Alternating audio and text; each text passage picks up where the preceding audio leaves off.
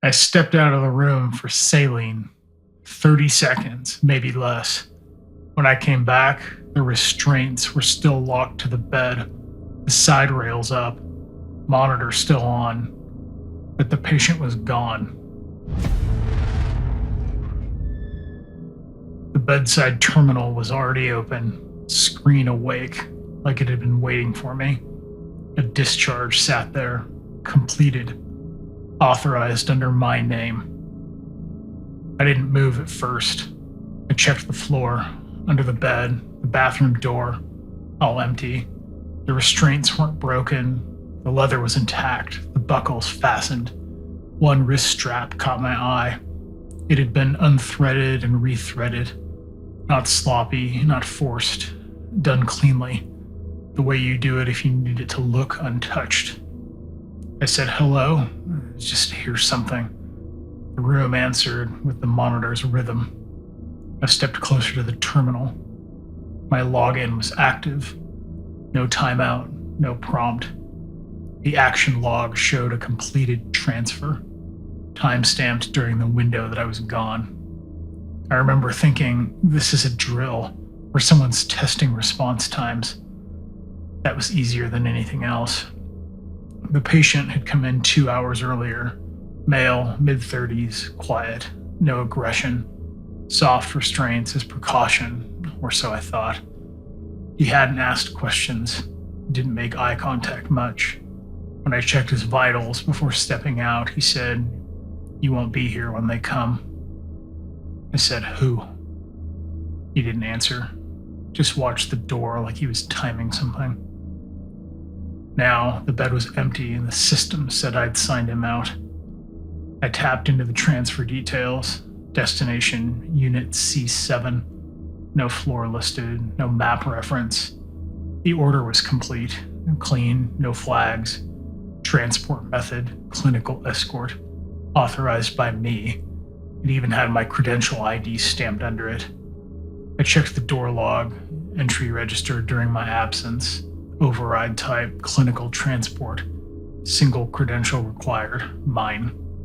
I said out loud, "That's not possible." But it sounded thin in the room. I pulled up the camera feed for the hallway. There was a delay loading it, a few seconds longer than normal, then it rolled. Time matched the log. 2 people in standard scrubs approached the door, caps, masks, badges clipped but angled away. They didn't hesitate. One swiped, the door opened. Inside the room, they moved like they'd done it 100 times. No rush. One went to the head of the bed, spoke briefly to the patient. I couldn't hear it. He nodded. There was no resistance. The other released the restraints, efficiently. They helped him sit up, then stand. He was steady on his feet. No sedation, no struggle. Before leaving, the second one re-secured the straps. Not tight, just buckled, enough to look right at a glance. The first adjusted the sheet and smoothed it slightly. They left the monitor running. They walked him out like a routine transfer. I leaned closer to the screen. "Who are you?" I said, like they could answer from earlier. There was no panic in the footage. That's what got me. It wasn't a mistake. It wasn't someone sneaking. It was protocol. I called the desk. "Did you send a transport team to 312? There was a pause, keyboard clicking. 312 shows transferred at 1406. "I didn't authorize that," I said. Another pause. "It says you did." "I was out of the room," I said. "Well, it was done under your credentials," she said, not arguing, just stating it. I hung up and went to the hallway. It felt wrong to stay in the room, like I was standing in a set after the actors had left. 2 minutes later, admin arrived. Not security, not urgent. The supervisor and someone from compliance. Calm faces, tablets in hand. The supervisor said, "We understand there's some confusion about a transfer." I said, "He's gone. I didn't sign anything." She nodded, like I'd told her the time. "The patient was reassigned to a higher level of care. Your documentation is no longer required." I didn't She held up a hand, not to stop me, just to slow me. We've reviewed the audit trail. It's consistent. If you have questions, we can walk through it. The compliance officer turned the tablet toward me. My name, my ID, my session, every click lined up. Order opened, order confirmed, transfer completed, timestamps were all clean, no gaps. I stepped out for saline, I said. And during that interval, he said, the authorization occurred. That's not, anyone could have stumbled on my words. Access control shows no secondary login, he said. No badge duplication, no anomaly. But the supervisor's voice stayed even. We're not here to assign fault. There's a note here for you. She scrolled and then read it. Protocol deviation, unauthorized awareness. I blinked. What the hell does that mean? It means, she said, you're aware of a process you're not assigned to. I blanked. I looked at her. That's not a process. That's my patient. Was, she corrected gently. He's been reassigned. To where? C7 isn't on the map. It isn't on your map, she said. There was a moment where I could have pushed harder, raised my voice, called security, but everything in front of me was aligned. Logs, footage, people who weren't surprised.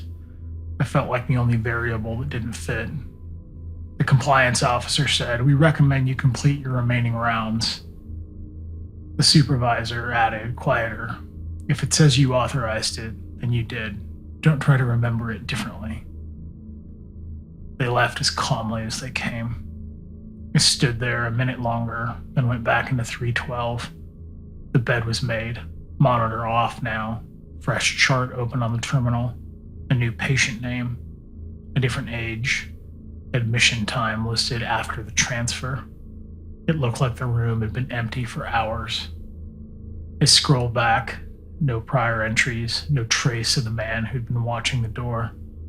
I checked the closet and the bathroom again, nothing.